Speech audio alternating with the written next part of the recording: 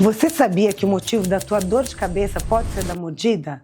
Os pacientes ficam extremamente surpresos quando chegam no meu consultório e passaram em neurologistas, fizeram todos os exames, fizeram aquela jornada do paciente, vai em hospital, vai em médico, faz exame e não descobre. E muitas vezes, quando eles chegam no nosso consultório, eles ficam surpresos de saber que é da mordida, do apertamento dentário. Não só do bruxismo noturno, onde muitas vezes a gente descarrega toda a tensão durante o dia, apertando os dentes. Muitas vezes a gente não percebe, porque o parceiro às vezes não vai escutar aquele barulho, mas o apertamento, ele é muito mais mal até do que o ranger. Se você conhece alguém com bruxismo, mande esse vídeo que podemos ajudar.